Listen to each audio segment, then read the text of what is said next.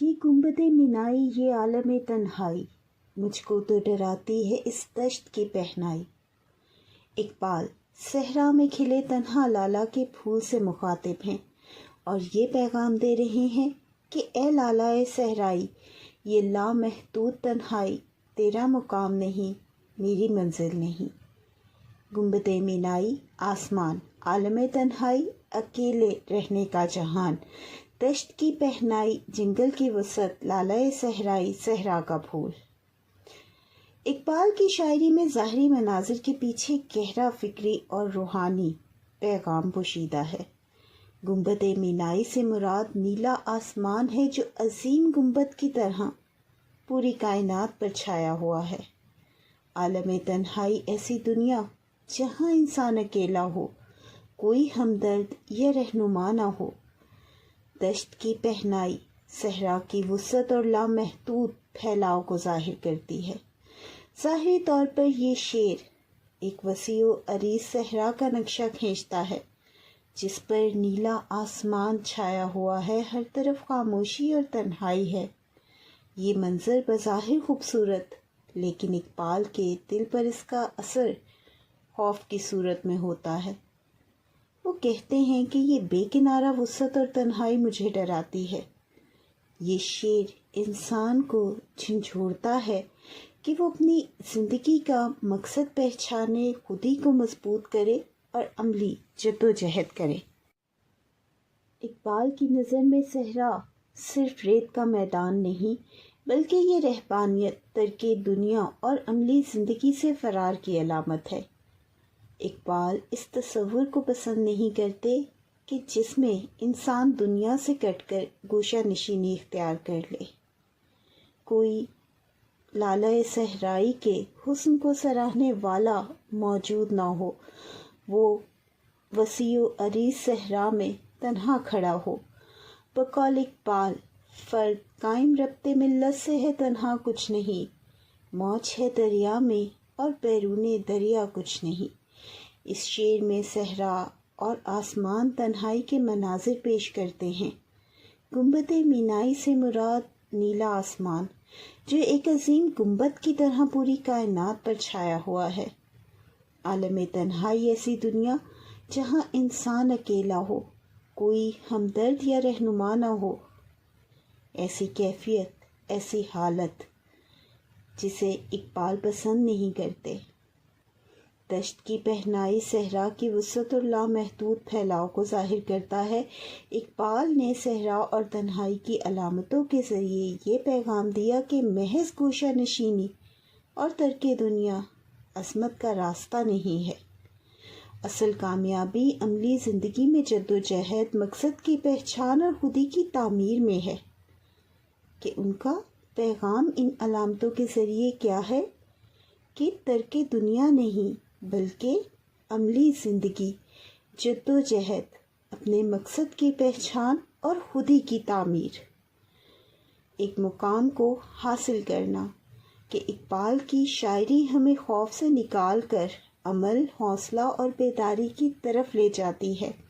وہ اس تصور کو پسند نہیں کرتے کہ جس میں انسان دنیا سے کٹ کر گوشہ نشینی اختیار کر لے۔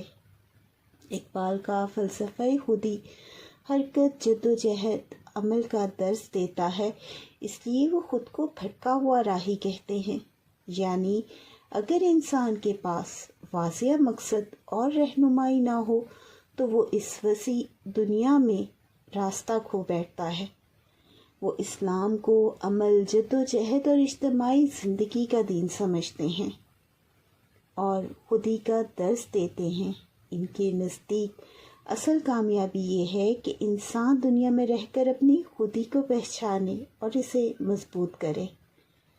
بقول اقبال، یہ وہ بحر ہے جس کا کوئی کنارہ نہیں، تو آپ جو اسے سمجھا اگر تو چارہ نہیں۔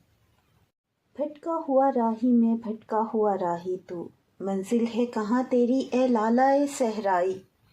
بھٹکا ہوا راہی रास्ता खो देने वाला मुसाफिर, लाला सहराई सहरा में खिलने वाला सुर्ख फूल, मंजिल मकसद हयात, आखिरी ठिकाना। ज़ाहिरी तौर पर शायर खुद को और सहरा के फूल लाला को भी भटका हुआ मुसाफिर कहते हैं। वो सवाल करते हैं कि ए सहरा के फूल, तेरी मंजिल क्या है? ये तन्हाई, ये लामहदूद वुसअत। इकबाल यहाँ दो किरदारों को सामने लाते हैं। भटका हुआ राही इंसान, लाला सहराई सहरा का फूल, एक खूबसूरत फूल जो किसी सुनसान सहरा में खिला है, जहाँ कोई इसे देखने वाला नहीं, ना सराहने वाला है। इकबाल के नज़दीक ये इस इंसान की अलामत है जो अपनी सलाहियतों के बावजूद ऐसे माहौल में महदूद हो जाए जहाँ इसकी काबिलियत ज़ाया हो जाए। इकबाल खुद को भी भटका हुआ राही कहते हैं। वो दरअसल आजी का अंदाज और साथ ही इंसानियत की अमूमी हालत की तस्वीर है। अगर इंसान अपनी ज़िंदगी का वाज़िया मकसद मुतय्यन न करे तो वो इस वसी दुनिया में गुम हो जाता है, जैसे कोई मुसाफिर रास्ता भूल जाए।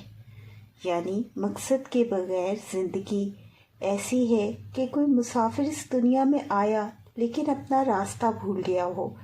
इस शेर में इकबाल ने भटके हुए राही और लाला सहराई की अलामतों के ज़रिए इंसान की बेमकसद ज़िंदगी पर तनकीद की है कि इनका जो बुनियादी पैगाम है वो बेमकसद ज़िंदगी पर तनकीद करना और रहनुमाई करना है।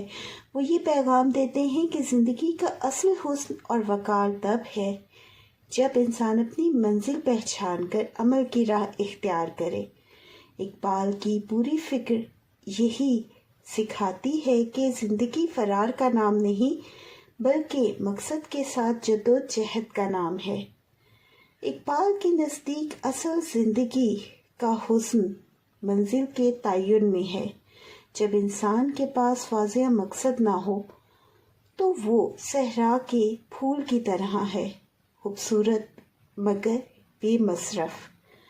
इकबाल का फ़लसफ़ा खुदी इंसान को अपनी सलाहियतें पहचानने और इन्हें अमली मैदान में इस्तेमाल करने का दर्स देता है। अगर खुदी बेदार ना हो तो इंसान अपनी असल मंजिल से नावाकिफ़ रहता है। ये शेर दरअसल बेअमली और जमूद पर तनकीद है। सहरा में खिला लाला एक ऐसी ज़िंदगी की अलामत है जो अमल और असर से खाली हो। इकबाल के नज़दीक हुस्न तब बामानी है जब वो किसी मकसद के लिए इस्तेमाल हो। इकबाल इनफरादी गोशा नशीनी के मुखालिफ है। वो चाहते हैं कि इंसान माशरे में रहकर तब्दीली का ज़रिया बने। बकौल इकबाल, अरूजे आदम खाकी से अंजुम सहमे जाते हैं कि ये टूटा हुआ मह कामिल न बन जाए।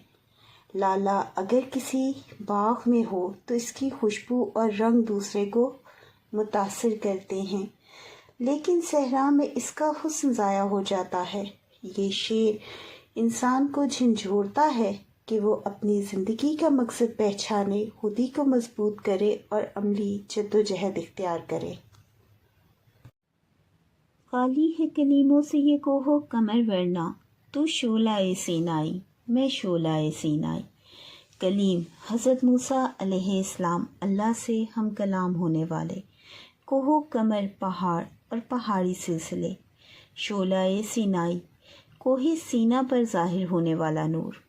ये शेर असीम मुफ़क्किर शायर अल्लामा मोहम्मद इकबाल की बुलंद फ़िक्री शायरी का शाहकार है। इसमें कुरानी तलमी, खुदी का फ़लसफ़ा और अमल की दावत नहायत गहरे अंदाज में बयान हुई है। इकबाल इस शेर में हज़रत मूसा अलैहिस्सलाम के मशहूर मोज़े की तरफ इशारा करते हैं। कुरान मजीद के मुताबिक जब हज़रत मूसा अलैहिस्सलाम को अल्लाह ताला ने कोहे सीना पर अपनी तजल्ली दिखाई तो पहाड़ नूरे इलाही की तजल्ली बर्दाश्त न कर सका और रेज़ा रेज़ा हो गया था। ये एक अजीम मोज़ा था जो हज़रत मूसा अलैहिस्सलाम को अता हुआ। اقبال اسی واقعے کو علامت بنا کر ایک فکری پیغام دے رہے ہیں۔ اقبال کہتے ہیں کہ یہ پہاڑ اور وادیاں کوہ و قمر اس لیے خاموش اور بے نور ہیں کہ یہاں کوئی کلیم موجود نہیں، یعنی عشق کی لو دل میں جلا کر عشق کی راہ کا مسافر، حق کا متلاشی آج موجود نہیں۔ یہی وجہ ہے کہ یہ وادیاں، یہ کوہ و قمر آج خاموش ہیں۔ اگر کوئی صاحب یقین، صاحب جرت اور سچا متلاشی حق ہو تو یہی پہاڑ دوبارہ نور سے جگمگا اٹھیں گے۔ اقبال کا کہنا ہے کہ اے انسان، اگر تجھ میں وہی یقین، وہی سوز، وہی طلب پیدا ہو جائے جو حضرت موسیٰ علیہ السلام میں تھی، تو بھی شعلہ سینائی بن سکتا ہے، اور میں بھی شعلہ سینائی ہوں۔ یعنی نور، تجلی اور عظمت کا دروازہ بند نہیں ہوا، بس آج کلیم جیسا یقین رکھنے والے لوگ نہیں ہیں۔ اقبال مسلمانوں کو یقین محکم کی طرف بلاتے ہیں۔ وہ بتاتے ہیں کہ عظمت ماحول میں نہیں بلکہ انسان کے باطن میں ہوتی ہے۔ حق کی طلب اور سچائی کی راہ، جب ایمان مضبوط ہو تو انسان غیر معمولی کارنامے سر انجام دے سکتا ہے۔ یہ شعر مسلمانوں کی کمزوری پر تنقید اور بیداری کی دعوت ہے۔ بقول اقبال، نگاہ شوق میسر نہیں اگر تجھ کو، تیرا وجود ہے قلب و نظر کی رسوائی۔ اقبال پیغام دیتے ہیں کہ عظمت ماحول میں نہیں بلکہ انسان کے باطن میں ہوتی ہے۔ جب ایمان مضبوط ہو تو انسان غیر معمولی کارنامے سر انجام دے سکتا ہے۔ اقبال کے نزدیک اصل طاقت ایمان، یقین اور خودی کی بیداری ہے، اور یہی قوت انسان کو شعلہ سینائی بنا سکتی ہے۔ تو شاخ سے کیوں پھوٹا، میں شاخ سے کیوں ٹوٹا، ایک جذبہ پیدائی، ایک لذت یکتائی۔ شاخ درخت کی ٹہنی اصل مرکز، پھوٹنا نمودار ہونا، جنم لینا، جدا ہونا، علیحدہ ہونا، جذبہ پیدائی، تخلیق کا جذبہ، وجود میں آنا، یکتائی، تنہائی یا انفرادیت کی خوشی۔ یہ شعر علامہ اقبال کی فکری گہرائی کو ظاہر کرتا ہے۔ ان علامتوں کے ذریعے انسان وجود، تخلیق اور خودی کے فلسفے کو بیان کیا گیا ہے۔ اقبال کا کہنا ہے کہ تمہارا وجود کسی عظیم مقصد کے تحت ہے۔ یہ دنیا میں آنا، تخلیق ہونا بے معنی نہیں، بے مقصد نہیں۔ تمہاری انفرادیت ایک نعمت ہے، لیکن تکمیل تب ہوتی ہے جب انسان اپنے اصل کو پہچان لے، بامقصد زندگی گزارے، یعنی اپنے رب سے جڑ جائے۔ بقول اقبال، تو راز کن فکاں ہے اپنی آنکھوں پر عیاں ہو جا، خودی کا راستہ ہو جا، خدا کا ترجمہ ہو جا۔ اس شعر میں اقبال انسانی تخلیق، اس کی انفرادیت کے فلسفے کو علامتی انداز میں بیان کرتے ہیں۔ شاعر شاخ اور اس سے نکلنے یا ٹوٹنے والے حصے کی مثال دے کر انسان کی حقیقت پر غور کرنے کی دعوت دیتے ہیں کہ جو لالہ صحرائی ہے اس کی خوش نصیبی کہ وہ اپنے اصل سے جڑا ہوا ہے، جس طرح سے فرشتے اپنے رب کے قریب ہیں، لیکن انسان کیونکہ اپنی غلطی کی بنا پر جنت سے نکالا گیا اور دنیا میں کچھ عارضی وقت کے لیے بھیجا گیا، لیکن وہ بظاہر اپنی اصل سے دور ہے۔ اسی تاریخ، اسی حوالے کی طرف آپ اشارہ کرتے ہیں۔ اس سوال میں دراصل انسانی وجود کا راز پوشیدہ ہے۔ ہر مخلوق اپنی اصل سے وابستہ ہو کر وجود میں آتی ہے۔ پھول شاخ سے پھوٹتا ہے کیونکہ اس میں پیدا ہونے کا فطری جذبہ موجود ہوتا ہے۔ اسی طرح انسان کی تخلیق بھی خالق نے کسی مقصد کے تحت کی ہے۔ کہ انسان کی تخلیق بھی بے مقصد تو نہیں۔ شاعر کا کہنا ہے کہ ایک طرف پیدا ہونے کا جذبہ اور دوسری طرف اپنی انفرادیت کی لذت۔ انسان جب دنیا میں آتا ہے تو وہ خود کو ایک الگ اور منفرد ہستی سمجھتا ہے۔ یہی احساس سے انفرادیت اسے دوسروں سے ممتاز کرتی ہے کہ وہ اپنی ذات میں منفرد ہے۔ لیکن اگر یہ انفرادیت اپنی اصل سے کٹ جائے، رب کے ساتھ جڑا نہ رہے، تو انسان کمزور ہو جاتا ہے۔ اس کے دل میں اگر عشق کی لو نہیں ہے، حق کی تلاش نہیں ہے، حق کا متلاشی نہیں ہے، تو انسان کمزور ہو جاتا ہے، کیونکہ اس کی یہ انفرادیت اس کے اصل سے کٹ گئی، جدا ہو گئی۔ اقبال کے نزدیک خودی کا صحیح مفہوم یہ ہے کہ انسان اپنی اصل خالق سے تعلق مضبوط رکھے اور اپنی صلاحیتوں کو کسی بلند مقصد کے لیے استعمال کرے۔ اگر شاخ سے ٹوٹ کر پھول الگ ہو جائے تو وہ زیادہ دیر زندہ نہیں رہتا ہے۔ اسی طرح انسان بھی اگر اپنی روحانی بنیاد سے دور ہو جائے تو اس کی خودی مٹ جاتی ہے، اس کا وجود ختم ہو جاتا ہے۔ بقول اقبال، اپنی دنیا آپ پیدا کر اگر زندوں میں ہے، سر آدم ضمیر کن فکاں تو کیا ہے۔ اس شعر میں یہ پیغام دیتے ہیں کہ انسان کا وجود محض اتفاق نہیں بلکہ مقصدی ہے۔ انفرادیت ایک نعمت ہے، مگر اس کا حسن اپنی اصل سے وابستگی میں ہے۔ خودی کی تکمیل اسی وقت ممکن ہے جب انسان اپنی تخلیق کے مقصد کو پہچان کر عملی زندگی میں جدوجہد کرتا ہے۔ غواص محبت کا اللہ نگہبان ہو، ہر قطرۂ دریا میں دریا کی ہے گہرائی۔ غواص غوطہ لگانے والے، سمندر کی گہرائی میں اتر کر موتی تلاش کرنے والے کو کہا جاتا ہے۔ محبت عشق، یہاں عشق حقیقی مراد ہے۔ نگہبان، حفاظت کرنے والا، قطرہ، دریا کا ایک قطرہ، گہرائی، وسعت۔ اقبال کے نزدیک عشق محض جذباتی کیفیت نہیں بلکہ ایک روحانی طاقت ہے۔ اس راہ پر چلنے والے، حق کی تلاش کرنے والے کو جو حاصل ہوتی ہے، جو انسان کو بلندیوں تک لے جاتی ہے۔ ہر انسان بظاہر ایک قطرہ ہے، لیکن اس کے اندر لامحدود صلاحیتیں اور گہرائیاں موجود ہیں۔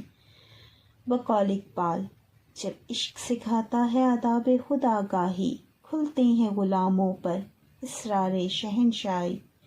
عطار ہو، رومی ہو، رازی ہو، غزالی ہو، کچھ ہاتھ نہیں آتا بے آہ سحرگاہی۔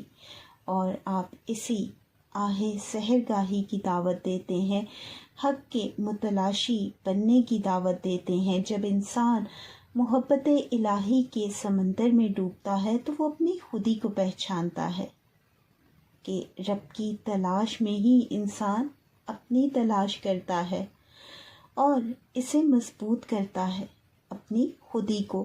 اقبال یہ پیغام بھی دیتے ہیں کہ روحانی سفر میں اللہ کی رہنمائی ضروری ہے۔ یہ مقام، یہ منزل سب کو حاصل نہیں ہوتی۔ جسے اللہ اس راستے کے لیے مقرر کرے وہی یہ منزل حاصل کر سکتا ہے، ورنہ انسان بھٹک سکتا ہے۔ اس کے سامنے ایک دنیا ہے، اس کی رنگینی ہے جو کہ انسان کو ہر وقت اپنی راہ سے بھٹکانے کے لیے موجود ہے۔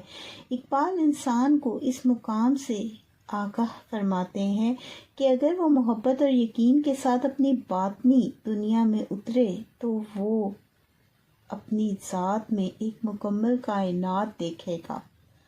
کہ اگر انسان اپنے باطن میں اتر کر اپنی آپ کو تلاش کرے تو اسے اپنے اندر ایک جہان نظر آئے گا۔ اقبال اس شعر میں محبت کو ایک سمندر سے تشبیہ دیتے ہیں جو عاشق کو، غواص کو کہتے ہیں۔ غواص وہ شخص ہوتا ہے جو سمندر کی تہ میں اتر کر موتی تلاش کرتا ہے۔ اسی طرح سچا عاشق بھی محبت کے سمندر میں ڈوب کر حقیقت اور معرفت کے موتی تلاش کرتا ہے۔ یہی وہ سفر ہے جس کا ذکر آپ اس شعر میں کرتے ہیں۔ اقبال دعا گو ہیں کہ محبت کے سمندر میں غوطہ لگانے والے کی حفاظت اللہ خود فرمائے، کیونکہ یہ راستہ آسان نہیں۔ عشق کی راہ میں آزمائشیں، مشکلات اور خطرات ہوتے ہیں، اس لیے اللہ کی مدد اور رہنمائی ضروری ہے۔ یہاں اقبال ایک نہایت گہرا فلسفہ نکتہ بیان کرتے ہیں کہ دریا کا ہر قطرہ اپنی ذات میں پورے دریا کی گہرائی رکھتا ہے۔ اس کا مطلب ہے کہ ہر انسان کے اندر ایک مکمل کائنات پوشیدہ ہے، اور جو عشق کے سمندر میں اتر گیا وہ قطرہ ہو کر بھی سمندر کی گہرائی اور وسعت حاصل کر لیتا ہے۔ یہ روحانیت کی برکت اور عطا ہے۔ اگر وہ اپنی باطنی صلاحیتوں کو پہچان لے تو اس کے اندر بھی وہی وسعت اور گہرائی موجود ہے جو ایک بڑے سمندر میں ہوتی ہے۔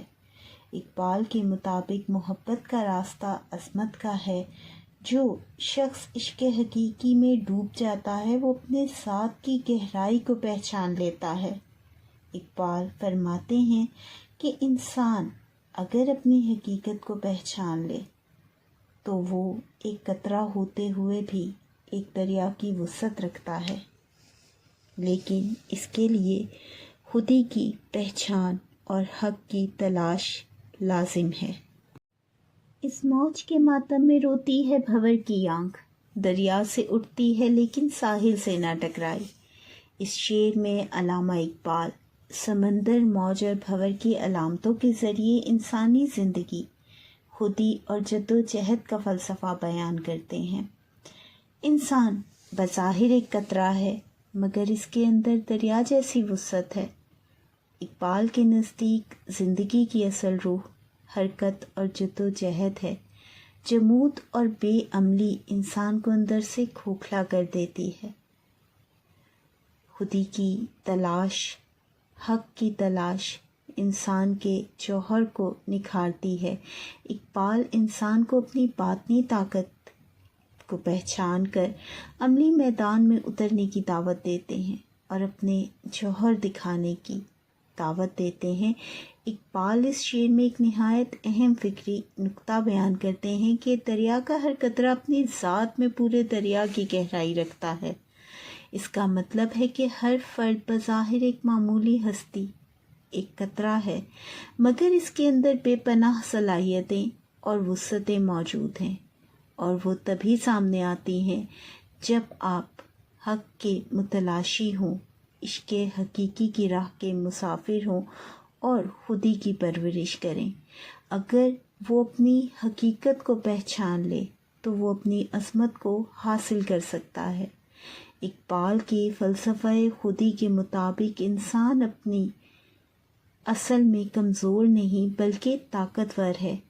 اس کے اندر وہی قوت موجود ہے جو ایک وسیع دریا میں ہوتی ہے، لیکن شرط یہ ہے کہ وہ باطنی گہرائی کو دریافت کر لے۔ بقول اقبال، خودی کیا ہے راز درون حیات، خودی کیا ہے بیداری کائنات، ازل اس کے پیچھے ابد سامنے، نہ حد اس کے پیچھے نہ حد سامنے۔ مزید اقبال ایک پہلو کو اجاگر کرتے ہیں کہ موج کے ماتم پر بھنور کی آنکھ روتی ہے۔ یہاں موج زندگی کی حرکت، جوش اور جدوجہد کی علامت ہے کہ یہاں موج زندگی کی حرکت، کہ ایسی زندگی جس میں حرکت ہو، جوش ہو، ولولہ ہو، کچھ کر دکھانے کا، انقلاب کا، جدوجہد کا جذبہ ہو، حق کی تلاش ہو، اپنی صلاحیتوں کو اجاگر کرنے کی تلاش ہو، تڑپ ہو، جبکہ بھنور ٹھہراؤ اور گھومتے رہنے کی کیفیت کی علامت ہے۔ وہ اپنے ایک ہی مظہر میں گھومتا رہتا ہے، جبکہ موج حرکت عمل کا نام ہے۔ جب موج ختم ہوتی ہے تو بھنور، جمود اور بے عملی غالب آ جاتی ہے۔ بھنور کا رونا دراصل اس بات کی طرف اشارہ کرتا ہے کہ زندگی کی اصل خوبصورتی حرکت اور عمل میں ہے۔ جب حرکت ختم ہو جائے تو زندگی کا حسن بھی ختم ہو جاتا ہے۔ ان اشعار میں اقبال یہ پیغام دیتے ہیں کہ انسان اپنی ذات میں عظیم امکانات رکھتا ہے، لیکن اسے حرکت، عمل، جد و جہد کو اپنانا ہوگا۔ اگر وہ موج کی طرح متحرک رہا کہ جیسے موج متحرک ہوتی ہے، ٹکراتی ہے، آگے بڑھتی ہے، تو دریا کی وسعت اس کی ذات میں جلوہ گر ہوگی کہ اگر اس کا کردار ایسا ہے تو دریا کی وسعت اس کی ذات میں جلوہ گر ہوگی اور زمانہ یہ دیکھے گا۔ وہ تاریخ رقم کو اپنی گہرائی پہچاننے اور عملی زندگی اختیار کرنے کی ترغیب دیتے ہیں کہ زندگی میں عمل کو اپناؤ۔ اقبال کے نزدیک عظمت اسی شخص کو ملتی ہے جو اپنی خودی کو بیدار کر کے حرکت اور عمل کی راہ اختیار کرتا ہے۔ گرمی آدم سے ہنگامہ عالم گرم، سورج بھی تماشائی، تارے بھی تماشائی۔ اب یہاں سورج طاقت کی علامت ہے، تارے رہنمائی کی علامت ہے، یہ اشارہ کچھ اور بھی ہے۔ ان اشعار میں علامہ اقبال انسان کی عظمت اور اس کے فعال کردار کو نمایاں کرتے ہیں کہ دنیا میں جو ہنگامہ، حرکت، ترقی اور انقلاب نظر آتا ہے وہ سب انسان آدم کی گرمی ہی تو ہے، اسی کا ہنگامہ تو ہے، یعنی اس کے جذبے، محنت، ارادے اور تخلیقی قوت کی بدولت ہے۔ اگر انسان میں حرکت، عمل نہ ہو تو دنیا کی رونق مان پڑ جائے گی۔ یہ جذبہ ہے جو اس دنیا کو حرارت فراہم کرتا ہے۔ گویا کائنات کی سرگرمی اور ترقی انسان کے جد و جہد کی مرہون منت ہے کہ دنیا میں جو ہنگامہ، حرارت، حرکت اور ترقی نظر آتی ہے وہ سب آدم کی حرارت اور توانائی کی بدولت ہے۔ یہاں گرمی آدم سے مراد انسان کا جذبہ، ارادہ، محنت اور تخلیقی قوت ہے۔ وہ تخلیقی قوت جسے اللہ تعالیٰ نے اسے عطا کیا اور وہ ارادہ جس کی وجہ سے اپنی محنت سے اس نے اس کی تلاش کی اور عمل کی دنیا میں قدم رکھا اور اس دنیا کو ایک فعال کردار کی طرح بڑھتے ہوئے رونق بخشی۔ اگر انسان میں حرارت نہ ہو تو دنیا سرد اور بے حرکت ہو جائے گی۔ مزید اقبال فرماتے ہیں کہ سورج اور تارے بھی تماشائی ہیں۔ سورج روشنی اور طاقت کی علامت ہے، تارے رہنمائی اور چمک کی علامت ہے، لیکن اقبال انہیں صرف تماشائی قرار دیتے ہیں۔ ایسا کیوں؟ اس سے مراد ہے کہ کائنات کے بڑے بڑے عناصر بھی محض نظام قدرت کے تحت کام کر رہے ہیں، کہ وہ ایک گردش میں کام کر رہے ہیں، وہ کچھ نیا، کچھ ہنگامہ برپا نہیں کر پاتے، جبکہ حقیقی تبدیلی اور انقلاب کا سرچشمہ انسان کی عملی قوت ہے کہ انسان کو یہ قوت حاصل ہے۔ بقول اقبال، منزل سے آگے بڑھ کر منزل تلاش کر، مل جائے تجھ کو دریا تو سمندر تلاش کر، ہر شیشہ ٹوٹ جاتا ہے پتھر کی چوٹ سے، پتھر ہی ٹوٹ جائے وہ شیشہ تلاش کر، سجدوں سے تیرے کیا ہوا صدیاں گزر گئیں، دنیا تیری بدل دے وہ سجدہ تلاش کر۔ اقبال کے فلسفہ خودی کے مطابق انسان اشرف المخلوقات ہے اور اس کے اندر تخلیقی اور انقلابی صلاحیتیں موجود ہیں۔ اگر وہ اپنی خودی کو پہچان لے اور عمل کا راستہ اختیار کرے تو دنیا میں عظیم تبدیلیاں لا سکتا ہے، لیکن اگر وہ بے عملی اختیار کرے، اب یہاں ایک پہلو اور بھی ہے، ایک نظریہ اور بھی ہے، لیکن اگر وہ بے عملی اختیار کرے تو محض تماشائی بن کر رہ جائے گا کہ جو خود پر انحصار نہیں کرتا، جد و جہد نہیں کرتا اور بے عملی کی راہ اختیار کرتا ہے، وہ انسان محض تماشائی ہے۔ یہ دراصل اس دور کے انسانوں یا قوموں کی طرف بھی اشارہ ہے، کیونکہ جس عہد میں آپ لکھ رہے تھے اس عہد کی عکاسی بھی دیکھنے کو ملتی ہے، جو ظلم جبر کے خلاف خاموش تماشائی بن کر کھڑے تھے، مگر ان کے خلاف کوئی اقدام نہیں اٹھاتے تھے، جو ظلم، زوال یا کمزوری کو دیکھتے تھے مگر ان کے خلاف کوئی اقدام نہیں اٹھاتے تھے۔ اقبال کے نزدیک صرف دیکھنا کافی نہیں بلکہ عمل ضروری ہے۔ زندگی حرکت کا نام ہے اور دنیا کی گرمی انسان کے ارادوں سے ہے۔ اے باد بیابانی مجھ کو بھی عنایت ہو، خاموشی و دل سوزی، سرمستی و رعنائی۔ باد بیابانی صحرا کی آزاد اور تیز ہوا، عنایت، مہربانی، عطا، خاموشی، سکوت، گہرائی، دل سوزی، درد دل، ہمدردی، اور سوز سرمستی، روحانی جذبہ، رعنائی، خوبصورتی۔ اقبال کے نزدیک اپنی ذات میں فکری گہرائی، روحانی جذبہ اور عملی حسن پیدا کر کے ہی انسان عظمت حاصل کر سکتا ہے، اس مقام کو حاصل کر سکتا ہے جو بہت بلند ہے۔ بقول اقبال، عشق کی ایک جس نے طے کر دیا قصہ تمام، اس زمین و آسماں کو بے قرار سمجھا تھا میں۔ اس شعر میں اقبال ایک مکمل اور باوقار شخصیت کی تشکیل کی دعا کرتے ہیں۔ وہ چاہتے ہیں کہ انسان میں آزادی کی روح، درد دل، روحانی جذبہ اور کردار کی خوبصورتی یکجا ہو جائے۔ کہ ان کی خواہش کیا ہے؟ درد دل، آزادی کی روح، روحانی جذبہ، کردار کی خوبصورتی ہر ایک انسان میں یکجا ہو جائے۔ یہی صفات انسان کو عظمت تک پہنچاتی ہیں، ایک خوبصورت انسان بناتی ہیں۔ یہ شعر علامہ اقبال کی صحرا کی ہوا سے مخاطب ہو کر دعا ہے۔ باد بیابانی آزادی، جرأت، بے خوفی کی علامت ہے۔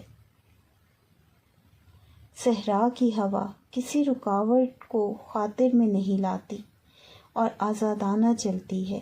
شاعر خواہش کرتے ہیں کہ انہیں بھی ایسی ہی آزاد بلند صفات عطا ہوں۔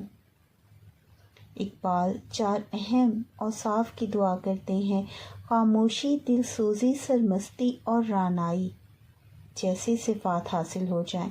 خاموشی سے مراد فکری گہرائی اور سنجیدگی ہے۔ دل سوزی انسانیت کے درد کا احساس ہے۔ سرمستی عشق حقیقی اور روحانی جذبے کی کیفیت ہے، جبکہ رعنائی شخصیت کی دلکشی اور کردار کی خوبصورتی کو ظاہر کرتی ہے۔ اقبال کے نزدیک ایک کامل انسان وہ ہے جس میں یہ تمام خوبیاں موجود ہوں۔ وہ چاہتے ہیں کہ ان کی شخصیت میں فکری سکون، انسانی ہمدردی اور روحانی جوش اور عملی حسن پیدا ہو جائے، کیونکہ اس طرح ہی انسان اپنی خودی کو مضبوط بناتا ہے اور دنیا میں مثبت کردار ادا کر سکتا ہے۔ بقول اقبال، قوت عشق سے ہر پست کو بالا کر دے، دہر میں اسم محمد سے اجالا کر دے۔ اس شعر میں اقبال ایک مکمل اور باوقار شخصیت کی تشکیل کی دعا کرتے ہیں۔ وہ چاہتے ہیں کہ انسان میں آزادی کی روح، درد دل، روحانی جذبہ اور کردار کی خوبصورتی یکجا ہو جائے۔ یہی صفات انسان کو عظمت تک پہنچاتی ہیں اور اسے اس کا اصل مقام دلاتی ہیں۔ بقول اقبال، اپنی دنیا آپ پیدا کر اگر زندوں میں ہے، سر آدم ضمیر کن فکاں تو کیا ہے؟